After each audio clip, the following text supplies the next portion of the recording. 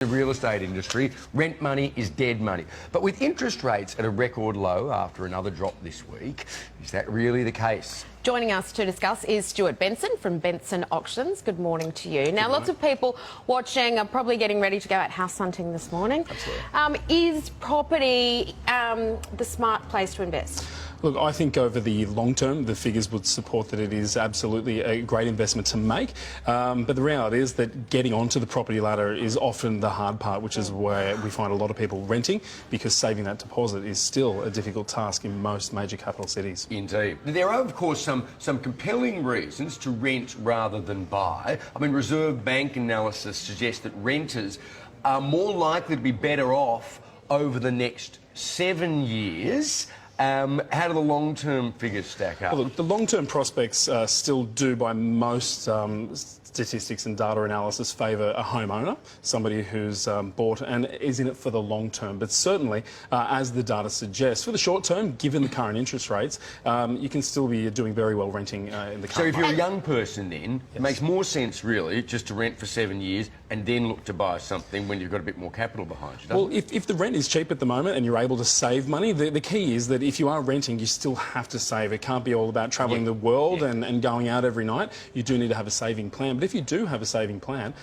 you can see a foot into the market in the future. Well, clearly your job is selling houses. So, but keeping in mind renting, some people say you could rent your whole life and still be better off. What are the positives to renting if that's the way you want to go? Well, one of the great benefits of being a renter... We've got a list up here as well, so we go through these. One of the abilities is to be completely transient. You can come and go as you please. If it's to live near the beach 1 year or to live closer to the CBD, these are freedoms that you essentially have, not being tied down to a mortgage.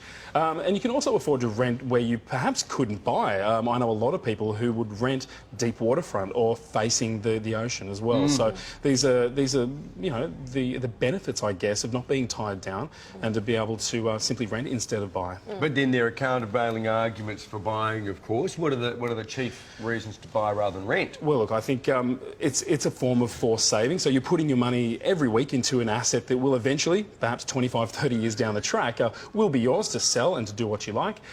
You do have your foot in the property ladder. So whether it peaks or it drops or whatever happens, you will have a return on that. Stability as well. A landlord can't just tell you, well, guys, I'm going to sell the old investment property, or I'm going to have my daughter move into the property. You've got a few weeks to move out. So that stability is also a big factor, particularly with people who have families or want to be close to schools. And I guess when you're older, when you want to retire, if you don't have that income to be able to paying the rent, having a house that you own outright makes it important that if you do rent, you are investing in some other way. Absolutely. We're seeing a generational shift. We are going to have an entire generation coming through which will be self-managed superannuation. There's not going to be any pensions. These are people who are going to have to either find rent money into their 60s and 70s or hopefully have an asset that is absolutely debt-free, which alleviates one of the pressures of retirement. Exactly. See, there's been a generation shift already. I mean, when I left school, no one thought about buying a house. We were all renters, you know, and we expected to be renters